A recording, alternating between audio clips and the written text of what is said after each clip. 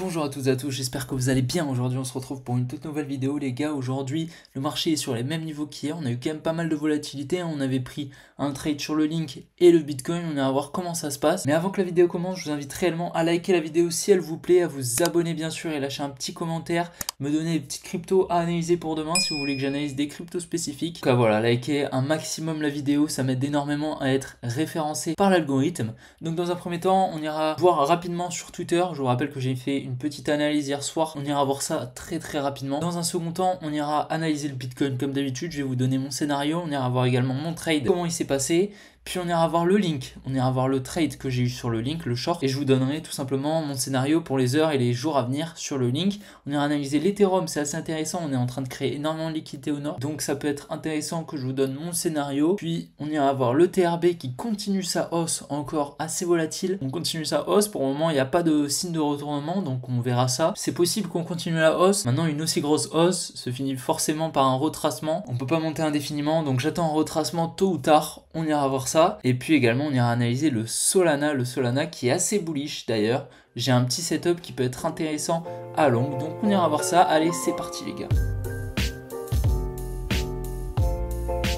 Donc on est sur Twitter, je vous rappelle hier que j'ai tweeté un gros thread qui explique en fait mon analyse pour la récession 2024. Donc en fait je vous partage énormément de data, ça peut être très intéressant pour vous pour voir comment je peux procéder pour faire une analyse et émettre des probabilités pour un scénario de récession par exemple. Donc je vous invite réellement à aller la voir, liker et RT si ça vous plaît bien sûr, ça me soutient énormément. Et puis il y aura d'autres threads dans ce type qui vont arriver, probablement une analyse sur le timing de cette récession. On ira essayer d'émettre des probabilités pour vraiment le moment, à quel moment la récession pourrait arriver. Maintenant c'est quand même assez compliqué, donc je vous invite vraiment à me donner énormément de force les gars, parce que ça va pas être facile. Et puis voilà, je pense que ça peut être intéressant de partager de temps en temps des petits tweets comme ça, où j'émets des probabilités sur un contexte économique un peu plus macro que juste dans les cryptos.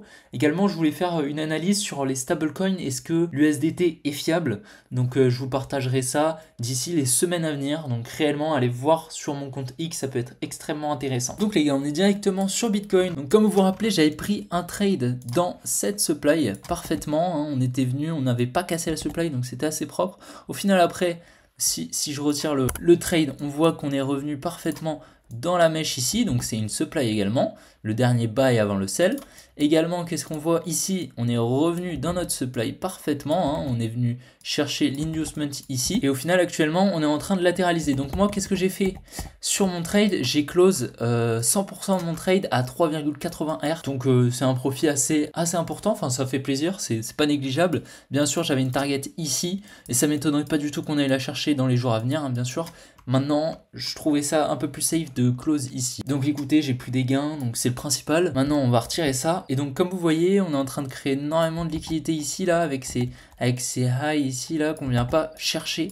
Donc tout simplement, ça m'étonnerait pas du tout qu'on vienne chercher notre grosse supply ici. En tout cas, voilà, ce qui est intéressant, c'est qu'on est revenu simplement à la surface de cette dimen. Donc honnêtement, ça m'étonnerait pas du tout. Là, on est en train d'accumuler des liquidités. On en a ici également. Ça m'étonnerait pas du tout qu'on fasse un petit dump ici pour revenir un peu plus profondément dans cette dimen, pour ensuite pump et revenir probablement jusqu'à notre supply ici. Donc je vous rappelle, cette supply, pourquoi elle est pertinente? Parce qu'en fait, c'est notre supply initiale de notre mouvement baissier qui a cassé notre structure, d'accord? Ce mouvement ici où les ordres ont été injectés afin de casser notre structure qui était bullish jusqu'à ici. En plus on avait des equal low, donc clairement elle est pertinente, ça m'étonnerait pas du tout qu'on vienne la chercher pour ensuite redescendre et ensuite repump vers les 28 000. Donc on verra comment ça se passe. En tout cas moi j'attends un mouvement baissier avant venir chercher probablement un peu plus de liquidité par ici, ou même peut-être casser ces lows ici pour ensuite repump. Donc à présent on est sur le Link. Donc sur le Link, vous vous rappelez, j'avais pris un trade un peu moins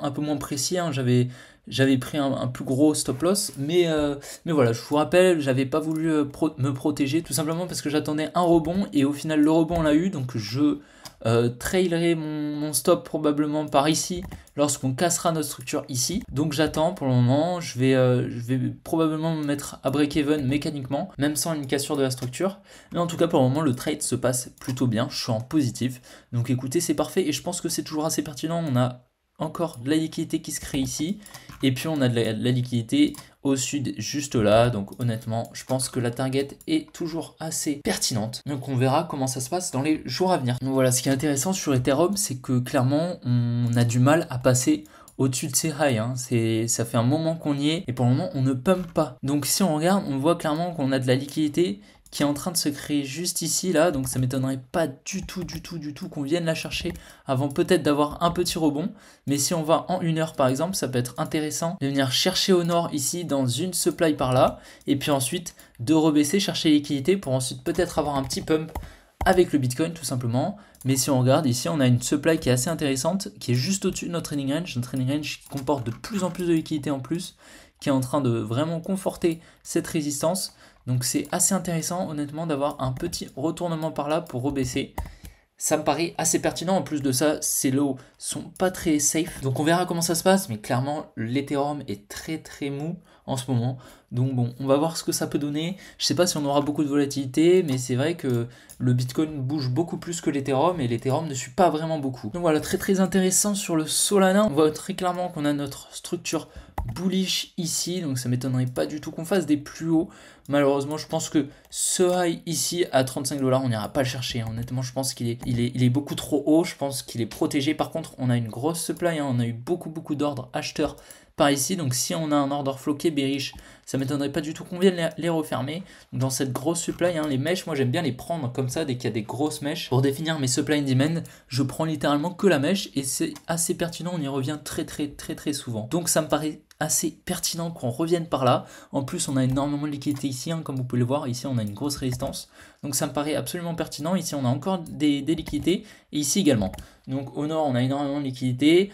Comme vous pouvez le voir, ici, on est venu liquider ce niveau de support juste là qu'on va tracer. Donc honnêtement, je pense que là, en plus, on a eu une accumulation fractale juste là.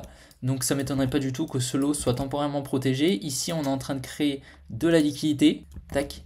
Donc honnêtement, ça m'étonnerait pas du tout qu'on ait un petit setup comme ça, hein, comme je vous ai montré, qu'on redescende chercher ces lots ici, qu'on vienne dans une demand juste là, probablement celle-ci. Elle me paraît assez pertinente. Tac, si je la trace bien. Voilà.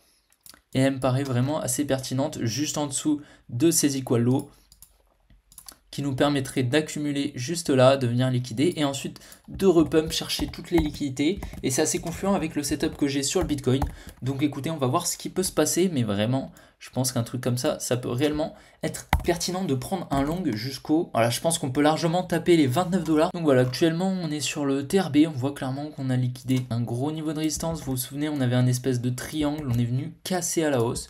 Très bien, maintenant, je pense que bon, on va tôt ou tard avoir un retournement, hein. Très clairement, on est venu chercher les liquidités qui étaient présentes en higher time frame, hein, comme vous pouvez voir. On est venu littéralement chercher ces equal high ici. Et qu'est-ce qu'on peut voir? On peut voir que juste au-dessus, on a une belle supply que je trouve assez pertinente. Donc ça ne m'étonnerait pas du tout qu'on commence à distribuer dedans. Par là, comme ça, tac, et qu'on commence à faire un retracement. Donc est-ce que on va venir casser ce lot? Personnellement, je pense que c'est probable, honnêtement. Mais maintenant, si on a quelque chose d'intéressant dans une demand, par exemple celle-ci, qui me paraît pertinente, si on a un changement de structure, une accumulation pertinente, je pense que ça peut être intéressant de s'y intéresser, tout simplement. Donc voilà, on arrive à la fin de cette vidéo, j'espère qu'elle vous aura plu. N'hésitez surtout pas à me proposer des cryptos que vous aimeriez que j'analyse en commentaire. En tout cas, n'hésitez surtout pas à lâcher un petit like, ça me soutient énormément, un petit commentaire, ça me fait extrêmement plaisir de les lire. Et également, n'oubliez pas que je réponds à tout le monde. Si vous avez quelque chose que vous ne comprenez pas, n'hésitez surtout pas à me le demander. Passez un petit tour sur mon thread sur Twitter, ça me fait extrêmement plaisir. Et abonnez-vous bien sûr. Je vous laisse pour aujourd'hui, on se retrouve demain. Allez, bon après-midi les gars, ciao!